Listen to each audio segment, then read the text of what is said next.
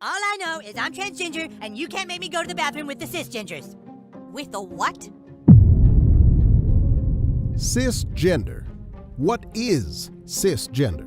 Cisgender means that you identify with the sex that you were assigned at birth. For example, if you were assigned male at birth and you identify as male, that makes you cisgender. If you were assigned female at birth and you identify as female, that also means you are cisgender. Go ahead and share this post to spread knowledge. Ah, I see. So a person who is cisgender identifies with the sex that was assigned at birth. In other words, a cisgender person is simply a completely normal person, but we need to give completely normal people completely abnormal identity labels to communicate the idea that completely normal people are just as abnormal people? And all these people can be in the same acronym because compared to cisgendered, heterosexual, by the way, cisgendered means nothing. I get people who ask me that all the time. What is cis? It's a made-up word.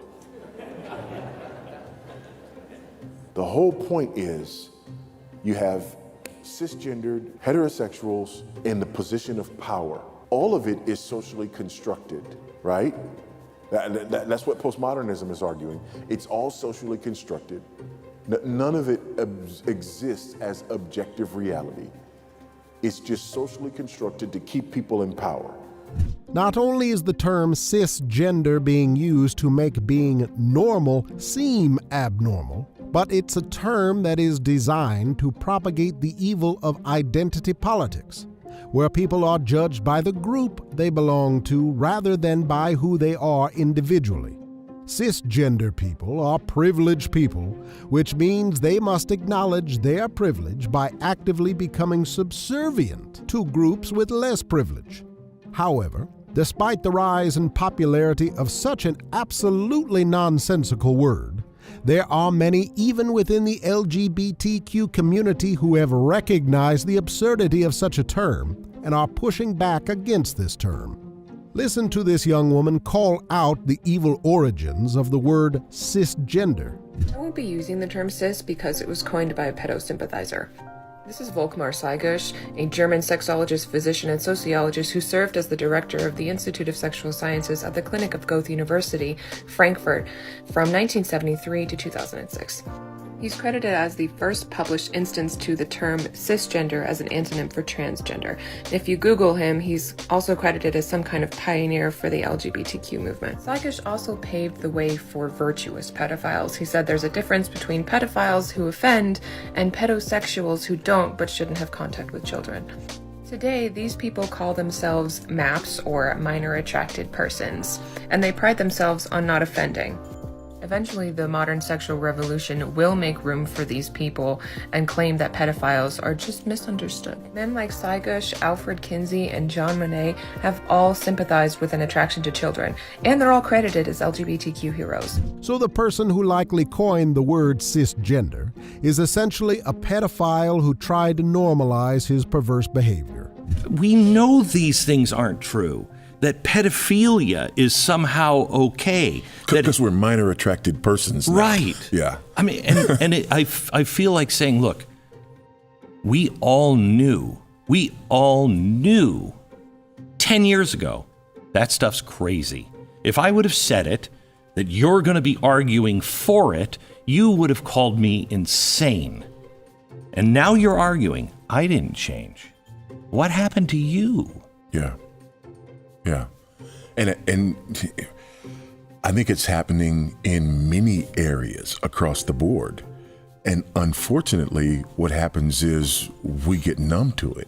You know, it's kind of like the frog in the kettle, right? Yep. We get numb to it.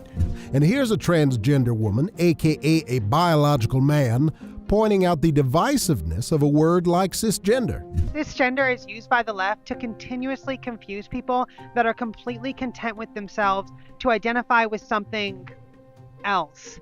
I am a transgender woman telling you that it is 100% okay to call yourself a man. or a woman. Having a welcoming society does not mean dividing everyone up into different terminologies and descriptions. It's actually the exact opposite. And here's another person who identifies as transgender calling out the absolute hypocrisy of pushing people to use the term cisgender. Yet another double standard coming out of the toxic side of the trans community. Doesn't it strike you as odd that you expect everyone to use your preferred pronouns, but when someone politely asks you not to use the word cisgender, you get upset about it and call them a transphobe? The word cisgender is used more and more as a slur against genuine people. I was using that word not even 2 weeks ago, but I stopped because I started listening to how it made other people feel. It's as simple as that. Practice what you preach. Respect others and they'll probably reciprocate it back. And to address your point, no it's not. You should take a dose of reality with your HRT because trans people aren't special. We're not immune to criticism, we're not immune to jokes, and our struggles aren't greater or lesser than others. I'm not talking about people waging war on our existence. I'm talking about very genuine people that are not political at all but feel like they're being attacked just for having feelings. You're woke but I'm awake. Have some self-awareness and take a look at the double standards that you expect from others but not from yourself. Of course, my prayer is that these members of the LGBTQ movement would go all the way in recognizing that the LGBTQ lifestyle is sin, according to what God has revealed in the Bible, and turn towards faith in Jesus Christ for healing and salvation. But it is at least somewhat encouraging that there are some even within that movement who recognize at least some of the absurdities within the movement. The fact is that the term cisgender is extremely degrading to people who simply believe the clear science that men are men and women are women because of simple biology and genetics, and fundamentally because that is the way God created humans. It's absurd that we even need to argue that it's simply normal to be called a man or woman because we were born that way. Activists are inventing terms to destroy everything that has been accepted as normal for thousands of years in an attempt to normalize abnormal behavior and stigmatize normal behavior. When it's not about you, it's about me as a woman, not wanting to have to jump through hoops to explain that I was born as a woman and still am one. God, somebody commented and said, literally, like, instead of getting rid of labels, they are making more. Somebody else said, somebody told me to call mothers birth givers to be more inclusive. Like, does that not come off as dehumanizing and degrading to y'all? Every time I hear birth givers or chest feeders, I immediately think of The Handmaid's Tale, which the left feels like they own. Although there are certainly many problems with the show South Park, South Park's criticism of the absurdities within gender ideology is important because the show is a cultural icon that millions are familiar with.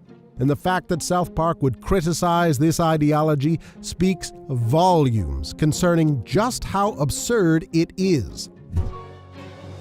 What the hell do you think you're doing? I'm going to the potty. This is the girls' bathroom. All right, I need to tell you something, Wendy. I'm transgender.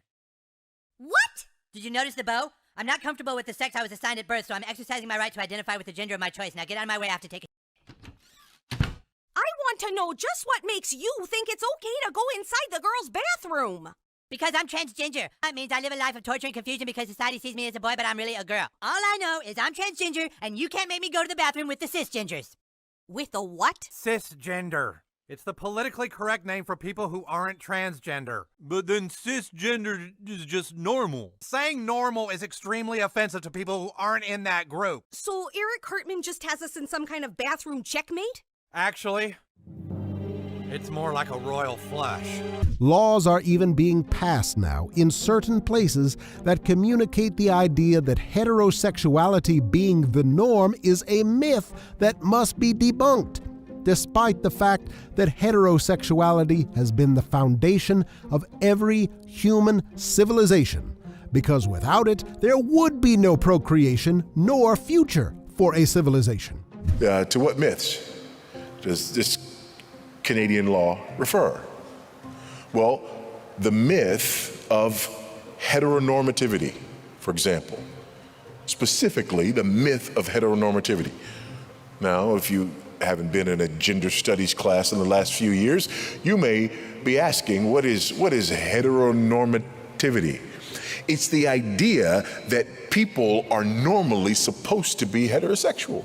That is now considered a myth, or the myth of cisgender, the myth that people born in male bodies are men and people born in female bodies are women, and that no matter what you think about those bodies or do to those bodies, you cannot change what God hath wrought. These are now considered myths, but not just myths, dangerous myths. Dangerous myths that have been replaced by scientific truths that should now govern us as we've become more enlightened. But of course, we are absolutely not more enlightened today because of gender ideology, but rather gender ideology represents an enormous step backwards in both intelligence and morality. Christians, let's recognize the term cisgender for what it really is. It is a tool of Satan to propagate the evil idea that there is a fundamental problem with believing that God designed humans to be immutably male or female. In other words, the term cisgender is a direct assault upon God, and those who spread this kind of propaganda need to repent and turn to faith in Jesus Christ for their salvation. Thank you so much for watching. If you like these videos and want to help support this channel, the best way to do it is to just watch these videos until the end and click the subscribe button. Thank you so much for your support and encouragement.